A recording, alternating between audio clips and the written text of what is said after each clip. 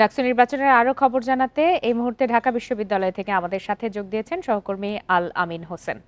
আল আমিন, আমরা তো যারা প্রার্থী রয়েছেন বা মনোনয়নপত্র সংগ্রহ করেছেন তাদের বেশ কয়েকজনের বক্তব্য খানিকটা দেখলাম এবং সেই সাথে আমরা কর্তৃপক্ষের বক্তব্য জানতে পারলাম।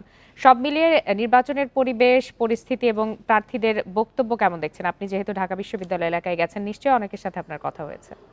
বান্ডেল থাকলে প্রতি সেনমানিতে টাকা বাঁচবে। বিকাশ সেনমানি বান্ডিল কিনে জিতুন প্রতি লেনদেনে। কিছুক্ষণ আগে মধুর ক্যান্টিনে বাম গণনার ছাত্র সংগঠন, বিশেষ করে ছাত্র ইউনিয়ন ছাত্রলীগের পক্ষ থেকে তারা 28 সদস্যের পূর্ণাঙ্গ যে প্যানেল, সেই প্যানেল ঘোষণা করেছেন। সেখানে মোটাটাকে তারা একটি অভিযোগ করেছেন যে মনোনয়নপত্র বিক্রির একদিন বাড়ানো হচ্ছে একটি বিশেষ রাজনৈতিক দলের ছাত্র সংগঠনকে বাড়তি সুবিধা দেওয়ার জন্য। এই অভিযোগটি তারা করেছেন। পাশাপাশি কিছুক্ষণ আগে এখানকার ঐক্যবদ্ধ শিক্ষার্থীরা তথা ছাত্র শিবির, ঢাকা বিশ্ববিদ্যালয়ের ছাত্র শিবির নেতৃত্বাধীন যে ঐক্যবদ্ধ শিক্ষার্থী জোটের যে প্যানেল, সেই প্যানেলের 28 জনই তারা মনোনয়নপত্র যেটি গতকালকে সংগ্রহ করেছেন এবং সেটি তারা আজকে জমা দিয়েছেন এবং জমা দেওয়ার পরে গণমাধ্যমের সঙ্গে সেই প্রার্থীরা কথা বলেছেন। তারাও একটি অভিযোগ করেছেন যে একটি বাড়তি একটি দলের, একটি বড় দলের, বিশেষ করে ছাত্র দলের কথাই তারা বলেছেন যে ছাত্র দলকে আসলে সুবিধা দিতেই মূলত একদিন সময় বাড়ানো হয়েছে বলে তাদের পক্ষ থেকে একটি অভিযোগ করা হয়েছে।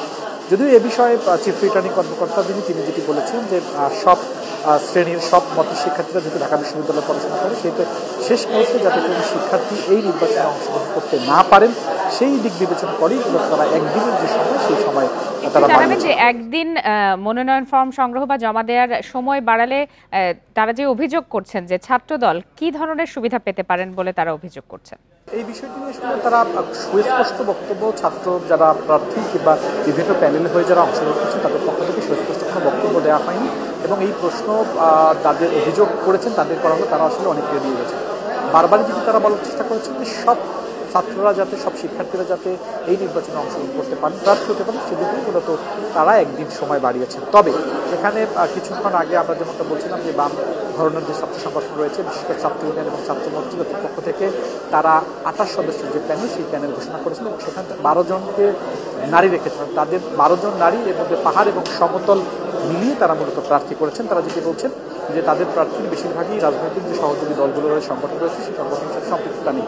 তবে এখন পর্যন্ত ছাত্র দলের পক্ষ থেকে বিভিন্নভাবে তারা মনোনয়ন ফর্ম তুললেও এখন পর্যন্ত প্যানেল ঘোষণার বিষয়ে সুস্পষ্ট কোনো বক্তব্য গণমাধ্যমের কাছে আসেনি। আমরা দলটির যারা নেতৃত্ব স্থানে করে দিয়েছেন তাদের সঙ্গে যোগাযোগ করেছেন, তারা যেটি বলছেন যে আগামীকালকে হয়তো তারা প্যানেল ঘোষণা করবেন, এরকম একটি বিষয় তারা বলছেন। এদিকে বাংলাদেশ আল আমিন হোসেন, আপনাকে অনেক ধন্যবাদ।